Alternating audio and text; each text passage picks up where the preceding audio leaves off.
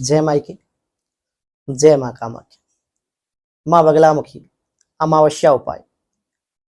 प्रिय साधकों, यदि आप अपने जीवन में कोर्ट कचहरी के मामलों में उलझे हुए हैं, कोर्ट कचहरी में जीत और शत्रु बाधा से रक्षा का शास्त्रोक्त बगलामुखी विधान। प्रिय साधकों, श्रावण माह भगवान शिव को समर्पित है और श्रावण माह की अमावस्या पर एक दिव्य संयोग बनने जा रहा है और विशेष रूप से तंत्र में अमावस्या का विशेष महत्व पूर्ण स्थान तंत्र शास्त्र में बताया गया है। क्या कोर्ट कचहरी के चक्कर काटते काटते आपकी मेहनत की कमाई और मानसिक शांति दोनों खत्म हो रही है? क्या कोई ऐसा प्रत्यक्ष या अदृश्य विरोध है जो बार बार आपकी प्रगति में बाधा बन रहा है? शास्त्रीय परंपराओं में अमावस्या को एक विशेष तिथि माना गया है और तंत्र शास्त्र में अमावस्या अपने आप में एक महत्वपूर्ण स्थान रखती है। और जब इस तिथि पर साधक माँ पीताम्बरा, बगलामुखी, महाविद्या, त्रिशक्ति, आद्य शक्ति का स्मरण और उपासना करता है तो उसका उद्देश्य अपने भीतर साहस, स्थिरता और आत्म रक्षा की शक्ति को जागृत करना होता है। प्रिय साधकों, लेकिन इस वीडियो को आगे बढ़ाने से पहले एक बात बहुत ही ध्यानपूर्वक आप सुने। वीडियो को आगे बढ़ाने से पहले एक बात बहुत ध्यान से समझ लीजिए। माँ बगलामुखी की साधना को केवल शत्रुनाश के नाम से समझना उनके स्वरूप को बहुत ही सीमित कर देना है। असली विषय है उनकी स्तंभन शक्ति, अर्थात अनियंत्रित और हानिकारक परिस्थितियों को रोकने की आध्यात्मिक अवधारणा। प्रिय साधकों, लेकिन सवाल यह है कि अमावस्या की रात को इस उपासना के संदर्भ में इतना महत्वपूर्ण क्यों माना जाता है?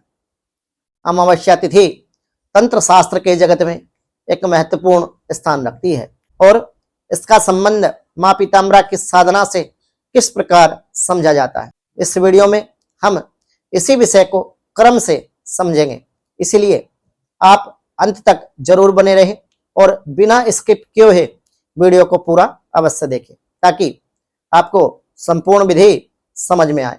जय श्री महाकाल। आदेश आदेश आदेश। प्रिय भक्तों, मैं आचार्य प्रदीप भारद्वाज आप सभी का सनातन ज्ञान मार्ग पर स्वागत करता हूं। प्रिय बंधुओं, जीवन में जब इंसान लगातार विवाद, कानूनी प्रतिक्रिया, विरोध, मानसिक दबाव से गुजरता है तब केवल बाहरी उपाय ही नहीं बल्कि अपने मन को स्थिर और मजबूत रखना भी परम आवश्यक हो जाता है।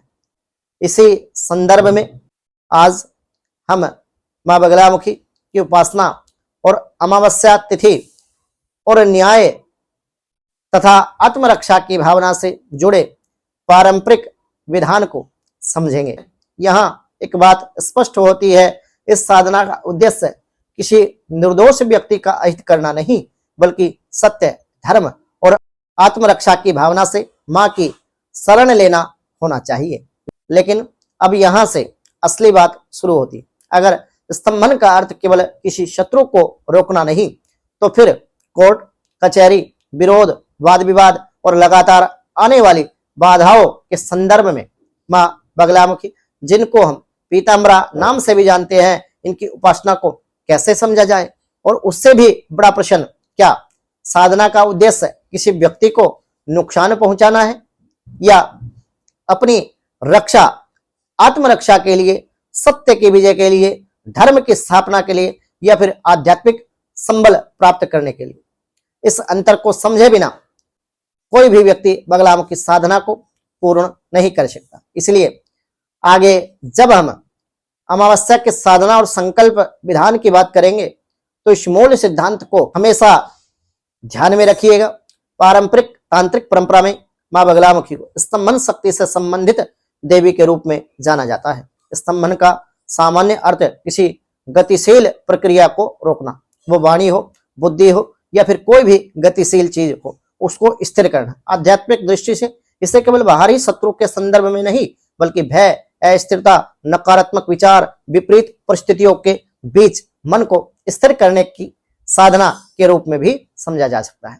प्रिय साधकों, मां बगलामुखी का पीतांबर स्वरूप, पीला रंग और हल्दी से जुड़ी उपासना परंपरा इसी कारण साधना में विशेष रूप से दिखाई देती है। मां बगलामुखी की उत्पत्ति से जुड़ी पारंपरिक कथाओं में हरिद्रा सरोवर और भगवान श्री हरिविष्णु की तपस्या का वर्णन मिलता है। कथा के अनुसार जब एक भयंकर प्राकृतिक आपदा संकट इस सृष्टि के संतुलन पर आया, तब भगवान श्री हरिविष्णु ने हरिद्रा सरोवर के निकट मां बगलामुखी पराशक्ति की आराधना की और बगलामुखी का प्रकाट्य हुआ। मां ने अपने दिव्य प्रभाव से विनाशकारी तूफान की गति को रोक दिया। इसी प्रतीकात्मक अर्थ को स्तंभन कहा जाता है, अर्थात ऐसी शक्ति जो अनियंत्रित गति को भी स्थिर कर दे। इसीलिए जब साधक मां बगलामुखी की उपासना करता है, जब साधक मां बगलामुखी की शरण में जाता है, तो उसका भाव केवल व्यक्ति को पराजित करना नहीं बल्कि अपने जीवन में चल रही विपरीत परिस्थितियों के सामने धैर्य, विवेक और आत्मबल प्राप्त करना होना चाहिए। उन बुराइयों से, उन नकारात्मक ऊर्जाओं से लड़ने की शक्ति मांगना होना चाहिए। अब प्रश्न आता है कि अमावस्या की रात को ही इस प्रकार की साधना के लिए विशेष क्यों माना जाता है। अमावस्या सूर्य और चंद्रमा की युति से संबंधित तिथि है और भारतीय धार्मिक परंपराओं में इसे पितृ स्मरण, ध्यान, जप, तंत्र और विभिन्न आध्यात्मिक साधनाओं के लिए महत्वपूर्ण माना गया है। तांत्रिक परंपराओं में भी अमावस्या रात्रि का अपना विशेष स्थान है, लेकिन यहाँ किसी भी प्रकार की अंधविश्वास या भय को बढ़ाना देना हमारा उद्देश्य इस वीडियो के माध्यम से नहीं है। साधना का वास्तविक आधार एकाग्रता, अनुशासन, संकल्प और ईश्वर के प्रति श्रद्धा, समर्पण भाव है। अब वीडियो का सबसे महत्वपूर्ण हिस्सा आने वाला है, इसे बिल्कुल ध्यान से सुनिए, क्योंकि साधना में केवल सामग्री होना पर्याप्त नहीं माना जाता। समय, दिशा, संकल्प, प्रतिज्ञा और साधना का उद्देश्य भी उतना ही महत्वपूर्ण है। एक छोटी सी भूल को लेकर भयभीत होने की बजाय साधक को विधि के साथ शांत मन, श्रद्धा, समर्पण भाव के द्वारा समझना चाहिए। इसलिए अब मैं आपको सामग्री से लेकर पूजन की क्रमबद्ध प्रक्रिया और अंत में संकल्प विधान तक का पूरा क्रम बताऊंगा। विशेष रूप से अंतिम चरण को बिल्कुल स्किप मत कीजिए, क्योंकि वही इस साधना का भावपूर्ण समापन और मूल आधार माना जाएगा। साधना के लिए पीले वस्त्र, पीला आसन, हल्दी की साबुत गांठें, पीली सरसों, शुद्ध घी, सरसों का तेल, देसी घी का दीपक, एक स्वच्छ कागज तथा लाल या पीली स्याही जैसी सामान्य सामग्री रखी जा सकती है। सबसे पहले साधक स्नान करके स्वच्छ पीले वस्त्र धारण करे, शांत स्थान पर पीले आसन पर बैठे, परंपरागत रूप से पूर्व या उत्तर दिशा की ओर मुख करके साधना करने की बात कही गई है। अपने सामने मां बगलामुखी का चित्र विग्रह स्थापित करें। यदि उपलब्ध ना हो तो केवल मानसिक ध्यान और नाम स्मरण के साथ साधना का भाव आप रख सकते हैं। इसके बाद संकल्प का चरण आता है। हाथ में जल, अक्षत, पीली सरसों, पुष्प लेकर अपना नाम, गोत्र और अपनी समस्या का स्मरण करें। यदि मामला कोर्ट कचहरी से जुड़ा है तो संकल्प का भाव यह हो कि सत्य की रक्षा हो, न्याय की विजय हो और जो बाधाएं आ रही हैं वे उचित मार्ग से दूर हो। किसी व्यक्ति के अनावश्यक अहित की कामना करने के बजाय न्याय, आत्मरक्षा का भाव ही उचित होगा। यही साधना की सकारात्मक दिशा है। इसके बाद मां के सामने दीपक प्रज्वलित करें, श्रद्धा पूर्वक भगवती बगलामुखी का ध्यान करें, पारंपरिक रूप से बगलामुखी के मंत्रों का जप करें।